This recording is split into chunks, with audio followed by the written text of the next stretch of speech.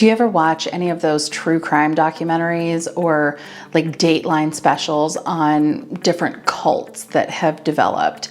And you look at the ridiculous things that some of these people will do, and it's just unbelievable. You wonder, how could someone actually believe that enough to do some of those things? Me too. It's surprising. But friends, I have fallen prey to a lie, one that has weaved its way through all of the different parts of our society into motherhood, wifehood, household management, professional goals, even just the way that we look at ourselves. And unfortunately, if I had to bet, I think you've fallen prey to it too. So we are going to go full Dateline special on this lie today. Let's dive in.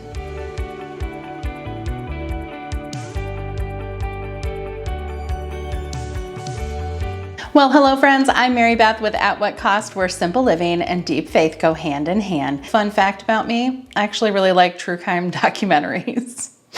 Not exactly on brand for our channel, but I do enjoy the occasional true crime podcast. So as Christians, we can often feel like we are being bombarded with lies. You know this. If you have been a believer for any length of time, you know that the lies sometimes feel like they never stop. Those little voices in our head telling us that we're not good enough, or we're not smart enough, or worse, that God's not big enough to handle our problems. We can feel bombarded with those lies. But there's another lie out there. And I'm going to read you a meme, and I want you to see if you can hear it, because it's kind of whispering. It's just whispering through. But if you listen, you can hear it. And in an attempt to not be throwing shade everywhere on the internet, I'm not going to tell you who said these things. If you really want to figure it out, I'm sure you can Google it and find out. Kids' rooms get messy because it exists for them to play in. The kitchen gets covered in flour because that's what it's for. The yard fills with toys because it's meant for adventures. Remember, the house is meant to be utilized, not displayed. Do you hear it? Can you hear the lie? I told you it's hard to hear, but let's see if we can check another one and see if maybe it's a little clearer. Note to self, your feelings are valid. You are allowed to enforce your boundaries. You do not need anyone else's approval. You are capable of amazing things. You are enough. That one's a little louder. I think you see where we're going, but we're not done yet. Let's read another one. Self-care is giving the world the best of you instead of what's left of you. It's adorable. And this, I think this one really gets it for me. The first one, that's where we're going to camp out today. But this one, if you see these things, discernment, friend, use discernment. Okay, enough. Taking care of yourself is the most powerful way to begin to take care of others. I feel like I need a little recharge before we dive into this. Okay. Oh, Connie, did you have a sneeze? Do you believe the lie? Do you believe the lie? Oh, don't believe the lie. Don't believe the lie. All right, get down.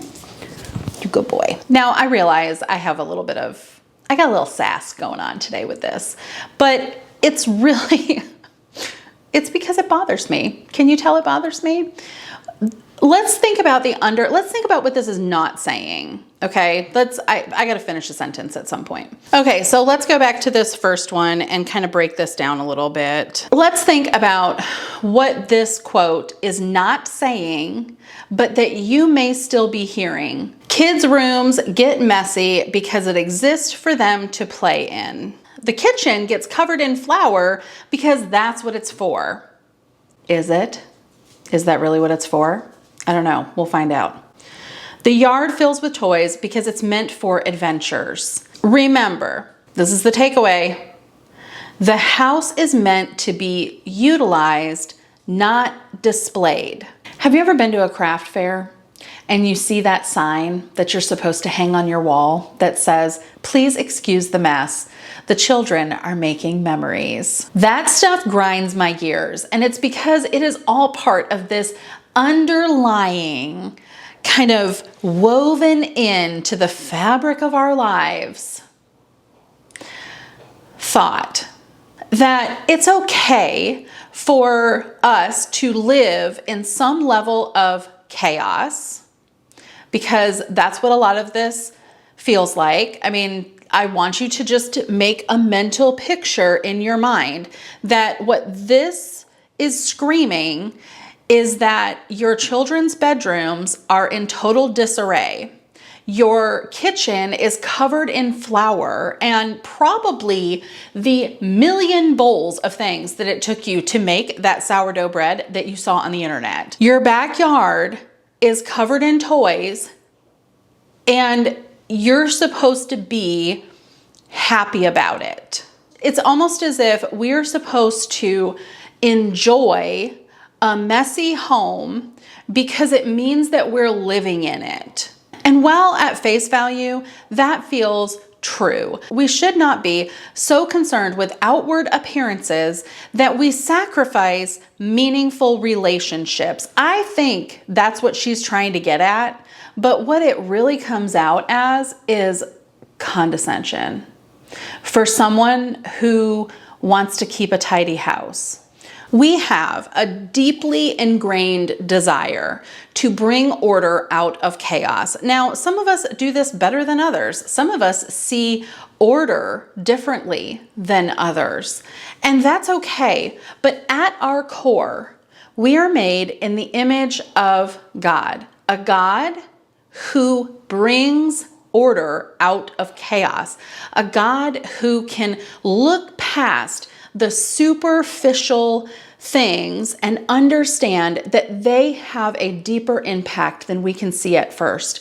So while it is kind of fun to think about this idea of like not always keeping our house pristine because our kids are making memories, I certainly am in the throes of that with my children right now. There always seems to be a crayon on the floor or a coloring sheet that was left out, Legos that have ended up someplace, and sometimes I really can feel like I'm chasing the mess.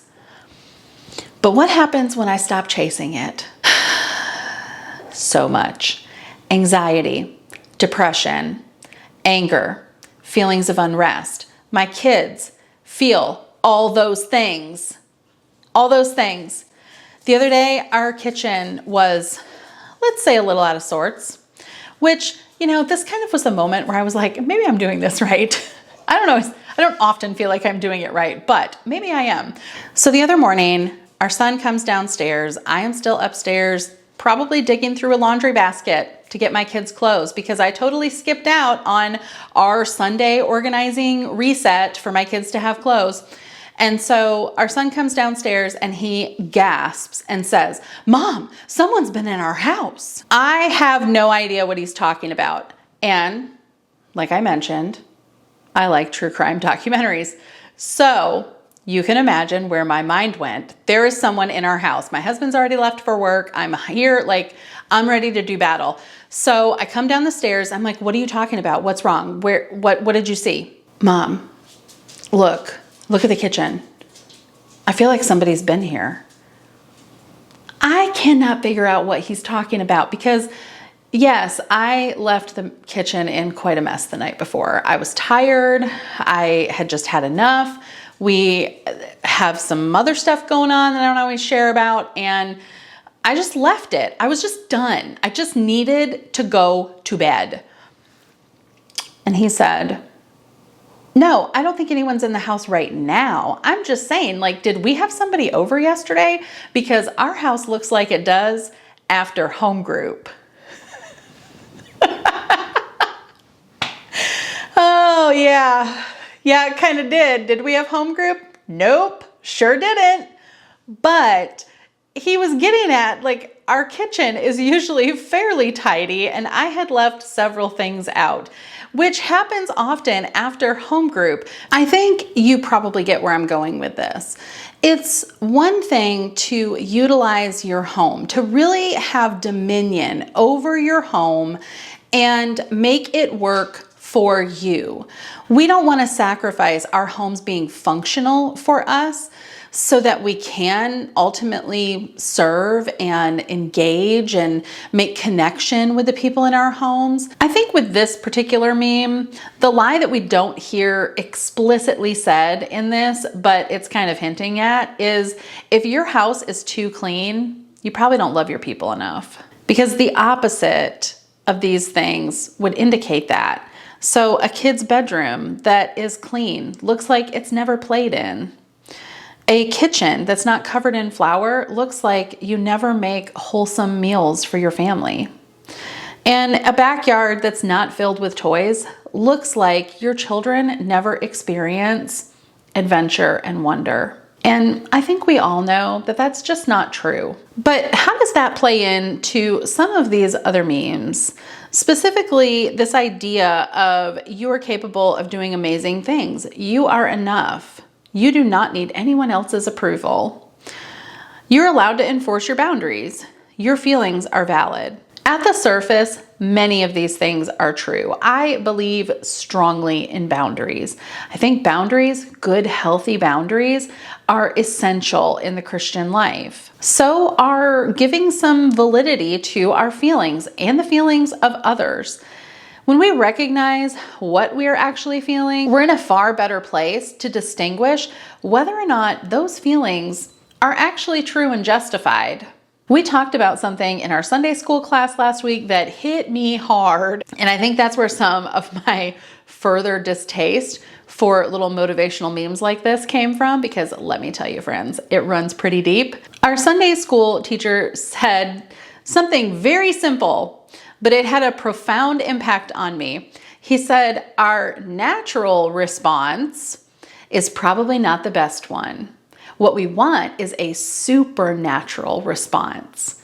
In other words, our natural gut reaction to things is tainted by sin. Our natural gut reaction is usually to turn inward, when Christ would have us to turn outward. We can fly off the handle real fast. Anyone else feel like sometimes they get angry enough that they just suck all of the air out of the room? Or they feel totally justified in something and have a big rant, probably about dishes or laundry, and everyone else in their family is kind of looking at them like they have three heads? Yeah, I've been there. It happens.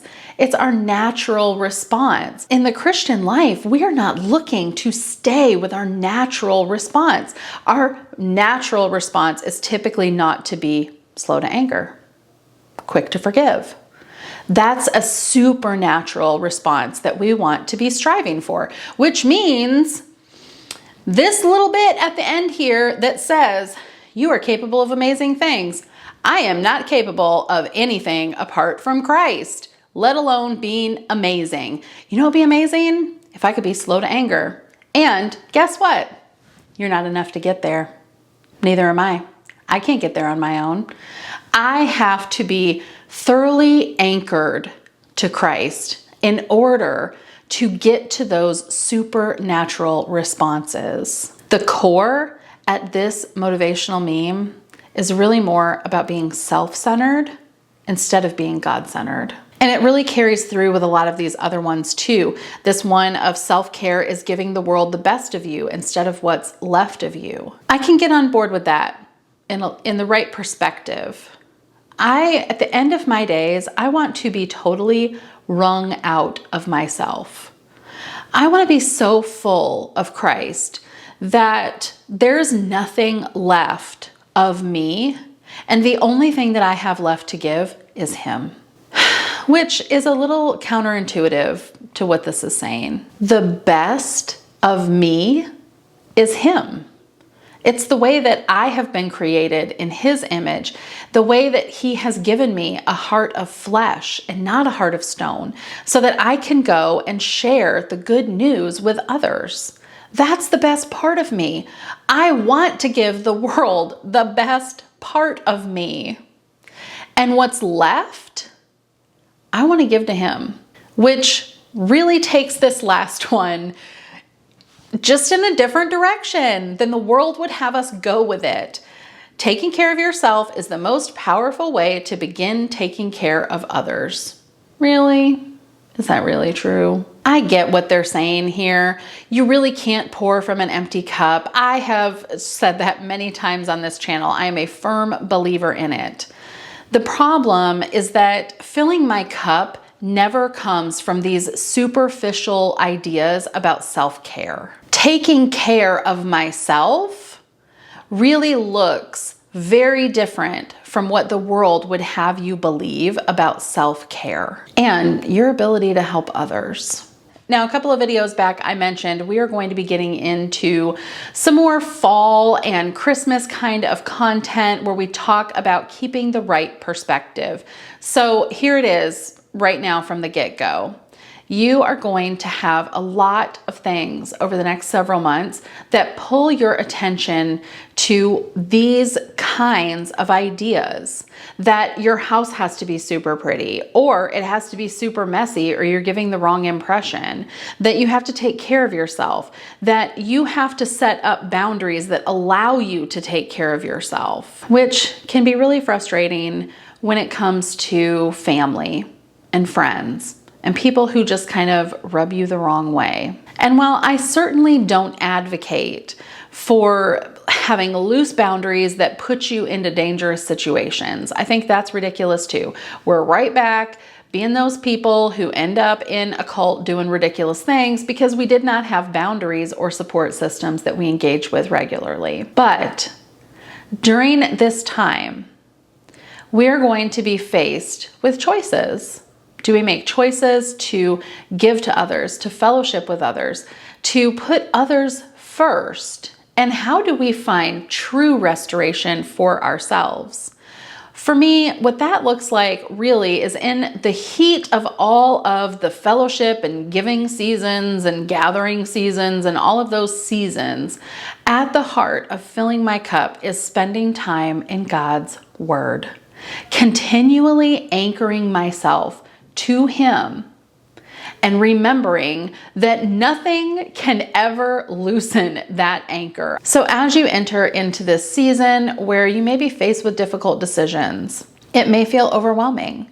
You may not necessarily know exactly what to do next. Pro tip here, it's not those silly little signs from craft fairs, but keeping in mind the best self-care is the kind where we let go of self and cling securely to God. Thanks so much for watching, and I look forward to seeing you next time. Like if you liked the video, share if you think someone else could benefit from this, and until I see you again, keep fighting the good fight.